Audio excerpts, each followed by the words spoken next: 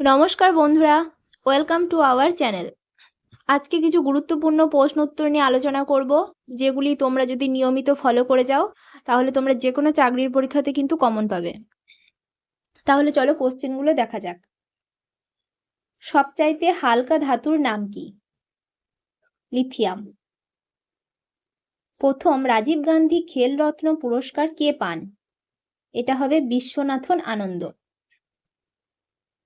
3 number question, ভূপেনে Hazarika সেতু কোন রাজ্যে অবস্থিত? এটা হবে আসামে। ভারতের কোন দুটো শহরকে যমজ শহর বলা হয়? এটা হবে হায়দ্রাবাদ, সেকেন্দ্রাবাদ। দীপা কর্মকার কোন খেলার সাথে যুক্ত? জিমন্যাস্টিকের সাথে। কম্পিউটার সফটওয়্যারে পিডিএফ কথাটির পূর্ণাঙ্গ রূপ কি? Portable document format.